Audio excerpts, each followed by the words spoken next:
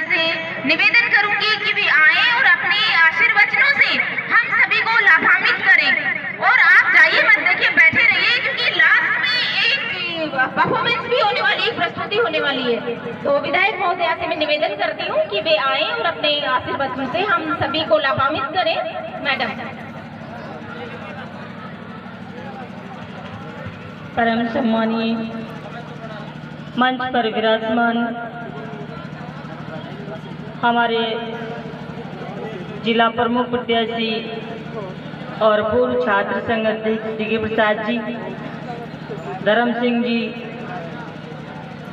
और जिला परिषद सदस्य रामदयाल जी, यहाँ विराजमान मुरली राम जी जो कि अभी आपको बहुत ही जोशीला भाषण सुना रहे थे, ब्लॉक अध्यक्ष तुलसीराम जी हमारी बीच में विराजमान, चेयरमैन साहिबा, और अभी आपको कविताओं के माध्यम से, गजल के माध्यम से सुनाया सारे स्टाफ को मैं धन्यवाद देना चाहूँगी। आपने अच्छा प्रोग्राम ऑर्गेनाइज किया। यहाँ के विद्यालय के सभी गुरुजन बंधु और सामने विराजमान मेरे यहाँ के लोकल कार्यकर्ता, पदाधिकारी और बच्चे आधे से चले गए क्योंकि बच्चे काफी देर से बैठे हुए थे सुबह से। आप सबको बताना चाहूंगी कि आज छात्र संघ कार्यालय का पहला उद्घाटन है और मुझे खुशी इस बात की है। अभी सभी वक्ताओं ने बहुत सारी बातें कही, आपको दिल खुश मीना यहाँ के छात्र संघ के अध्यक्ष बने और महासचिव हमारी छोटी बहन बनी, और सभी पदाधिकारियों को भी मैं बहुत बहुत शुभकामनाएं देना चाहूंगी। यहाँ विराजमान गायक कलाकारों ने भी आपको बहुत सारी चीजें गायन के माध्यम से विकास कार्यों के बारे में बताया। मैं आप सबको कहना चाहूंगी कि सबसे महत्वपूर्ण चीज है कि युवाओं का किस तरीके से सर्वांगीण विकास हो, युवा किस तरीके से आगे बढ़े, और जब सुविधाएं नहीं मिल पाती तो युवा पिछड़ जाते हैं। और अभी मुरली राम जी ने कहा कि जब पहले कॉलेज नहीं हुआ करती थी तो बड़ी दिक्कत आती थी बालकों को, युवाओं को आगे बढ़ने में। आज मेरा लक्ष्य है कि कोई भी बालक सुविधाओं की वजह से पीछे नहीं रहे। कोई भी बालक अपने आप में, अपने क्षेत्र के अंदर ये महसूस नहीं करे कि मुझे अगर ये सुविधाएं मिल जाती तो मैं और ज्यादा आगे बढ़ जाता।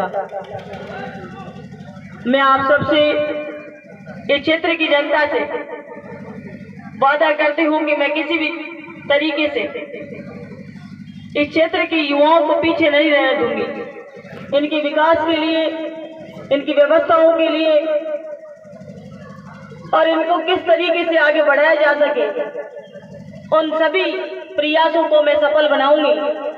उसका आपने उदाहरण देखा है कि जिन कार्यकालों में लगातार कई वर्षों से इस क्षेत्र में कोई कॉलेज की सौगात नहीं मिली थी, कई वर्षों से लोगों ने बहुत धरने प्रदर्शन भी किए, मांग रखी।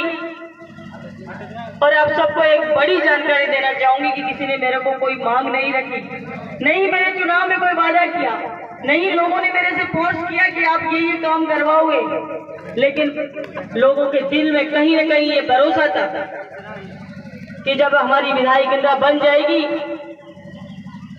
तो विकास स्वतः ही हो जाएंगे।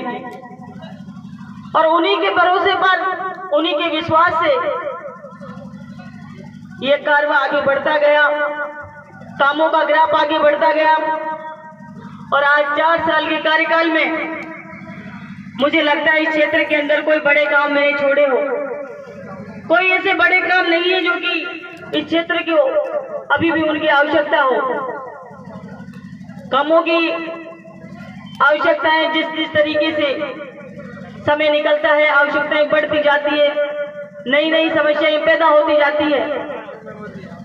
लेकिन आज के परिवेश में हर आदमी के मुंह से ये निकलता है कि विकास इस क्षेत्र के विकास में कोई कमी नहीं रही।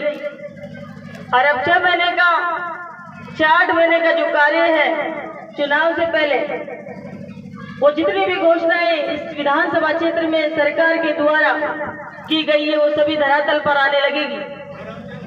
और यहाँ के, क्योंकि आज छात्र संघ कार्यालय का उद्घाटन है, मैं छात्रों की बात करना चाहूंगी। यहाँ के प्राचार्य महोदय ने बताया कि हर एक बजट के अंदर जिस तरीके से पहले बजट में कॉलेज बना, उसके बाद में हर एक बजट में इस महाविद्यालय को कुछ न कुछ सौगात मिलती रही। कॉमर्स सब्जेक्ट खुला, साइंस खुला और फिर बिल्डिंग की सौगात मिली, लगातार कुछ न कुछ मिलता रहा। और शिक्षा के क्षेत्र में ये आप लोगों को जानकारी नहीं होगी, लेकिन मैंने महसूस किया कि अगर 2 साल कोरोना नहीं खाते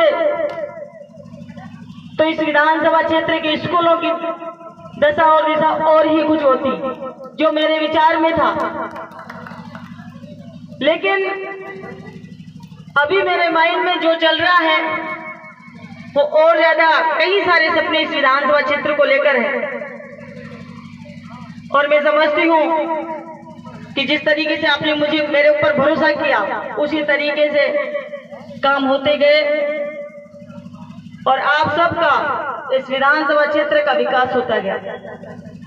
मैं चाहूंगी कि मेरी विधानसभा क्षेत्र के बालक और बालिकाएं आगे बढ़े,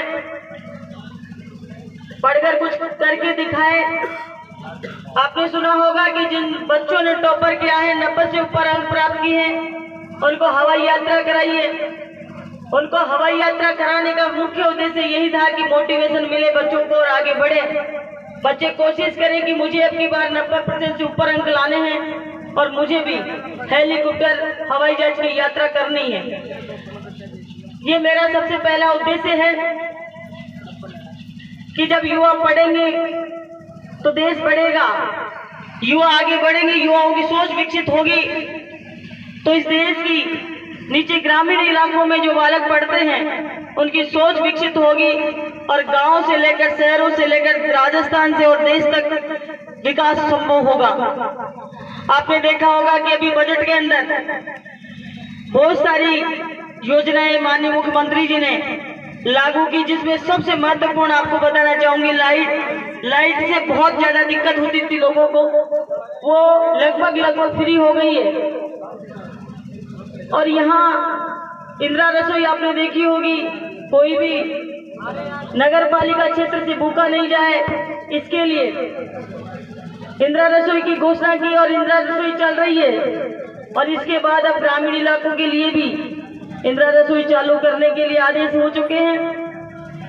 हम कोशिश करेंगे कि जहां भी आबादी वाले कस्बे हैं, ज्यादा आबादी वाले, उनमें इंदिरा रसोई संचालित करें। चिरंजीवी योजना कितनी जोरदार स्कीम है कि कोई भी व्यक्ति बीमारी से परेशान नहीं हो, उसको खर्चा नहीं करना पड़े और सीधा जाकर अपना इलाज कराए। और 10 लाख से सीधा उसको 25 लाख किया है। 25 लाख का मतलब आप समझते हो पूरी की पूरी बॉडी चेंज हो जाएगी। तो आप सब लोगों को आज इस छात्र संघ कार्यालय के उद्घाटन समारोह में बधाई और शुभकामनाएं देते हुए उन छात्रों को जिन्होंने चुनाव जीता है, जो पदाधिकारी बने हैं और आज उन्होंने अपना महाविद्यालय का प्रोग्राम रखा है और कॉलेज का ये पहला प्रोग्राम है, इसलिए और ज्यादा बधाई देना चाहूंगी, शुभकामनाएं देना चाहूंगी। मैं आशा करती हूँ इस कॉलेज के छात्र छात्राएं आगे बढ़े और ताकि इस विधानसभा का, इस ब्लॉक का नाम रोशन करें और साथ में अपने विधायक का नाम भी रोशन करें। मैं आप लोगों से इतनी उम्मीद करती हूँ। धन्यवाद। जय हिंद।